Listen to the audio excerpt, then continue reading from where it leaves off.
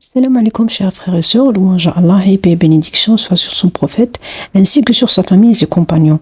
Aujourd'hui, nous allons parler de la grande bataille de Badr. Mais avant, nous allons aborder les premiers mouvements avant la grande confrontation entre l'armée musulmane et l'armée des polythéistes. Donc, cette grande bataille de Badr marqua le passage d'une posture défensive de l'armée musulmane à une posture d'attaque. Mais avant tout, il faut que je fasse un petit rappel que le prophète Mohammed sallallahu alayhi wa sallam, en rentrant à Médine, il mobilisa ceux qui sont déjà prêts. Cette fois, il mobilisa même les Ansar, c'est-à-dire les Médinois ou les partisans, puisque dans les raids précédents, il ne mobilisait que les immigrés, les ex-Mécois.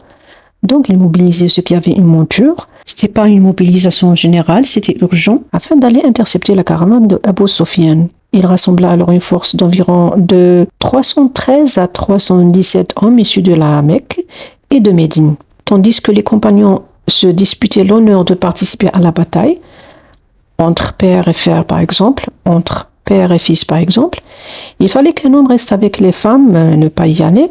Le prophète Mohammed sallam a dispensé certains de rester à Médine, de ne pas participer à la bataille, dont le compagnon Uthman ibn Affan qui devait rester avec sa femme Ruqayya parce qu'elle était malade. Le prophète Mohammed sallam a porté son écu qu'il appelait Al-Fudul. Aussi, il s'est muni de son épée qu'il a reçue de Saad ibn Ubada. Ce dernier, durant la mobilisation, a été mordu par un serpent et fut dispensé. Donc, il a offert son épée au prophète Mohammed sallallahu alayhi wa sallam. Il a porté sa tenue de cavalier et il s'est muni de son écu, son armature, son casque, son plastron. Donc, j'ai dit que l'effectif de l'armée musulmane était composé entre 313 et 317 selon les versions. 313 et 317 hommes accompagnés de 70 chameaux, dont chacun portait trois hommes à tour de rôle. Ils n'avaient avec eux que 2 chevaux, celui de Zubayr ibn al-Awwam et celui d'Al-Miqdad ibn al-Aswad. Le prophète Mohammed, Ali ibn Abi Talib et Abu Lubaba voyageaient sur le même chameau. Donc, ces troupes musulmanes étaient composées de 82 muhajirs et 230 ou 229 ansari, les partisans de Médine, dont 59 ou 61 de la tribu de Aws et 170 de la tribu de Khazraj. 72 cavaliers montés sur 70 chameaux et 2 chevaux. La tribu de Aws était moins nombreuse, pourtant meilleurs guerriers, puisque leur maison était située loin du centre de Médine, donc ils ne pouvaient pas, c'était urgent et ils ne pouvaient pas rejoindre le centre de Médine pour aller à la bataille. Le groupe des musulmans était divisé en 2 groupes, le groupe de Muhajiroun avec à leur tête Ali ibn Abi Talib et le groupe de Ansar avec leur tête Saad ibn Muaz, leur chef. Le flanc droit de la troupe était commandé par Zubayr ibn al-Awwam et le flanc gauche par Miqdad, qui étaient les seuls à avoir un cheval.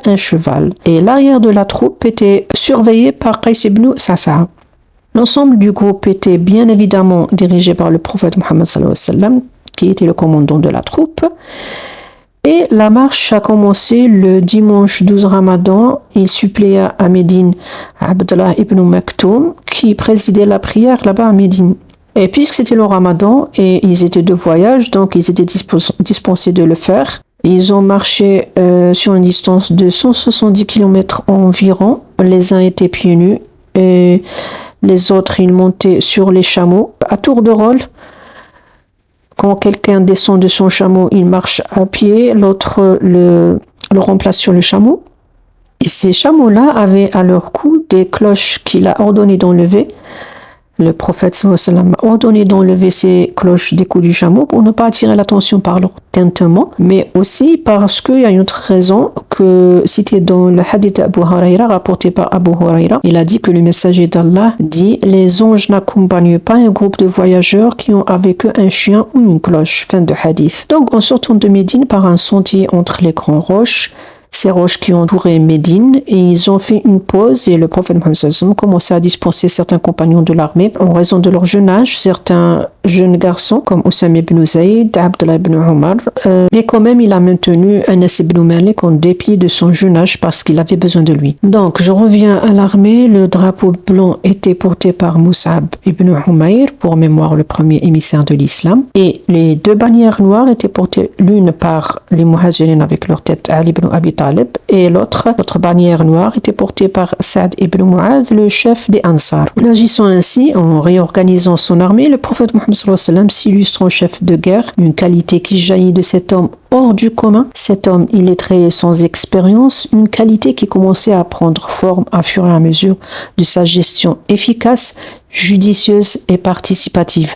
Nous allons exporter plus tard sa qualité de leadership participatif. Sans oublier son attitude de remonter le moral des troupes afin de les booster, de les rassurer. Ces troupes qui étaient faiblement dotées, faiblement approvisionnées, légèrement habillées, certes certains étaient pieds nus, donc il leva ses mains vers Allah et a fait une invocation. Il a dit: « Oh Allah, ils sont pieds nus, porte-les donc. Oh Allah, ils sont nus, habille-les donc. Oh Allah, ils ont faim, nourris-les donc. » Fin de hadith. Quand il a dit ils sont nus, habillés, ça ne veut pas dire qu'ils sont nus comme un verre, non. Ça veut dire qu'ils n'ont pas d'armature, de tenue de combat, etc. On verra plus tard comment Allah va exaucer sa prière. Quand la troupe a marché une certaine distance, ils ont atteint une terre plate, où ils ont bivouaqué, et c'était la nuit du 13 Ramadan. Sur ce, je termine. Je vous souhaite une bonne écoute et à la prochaine si vous êtes intéressés, Inch'Allah, si Dieu le veut.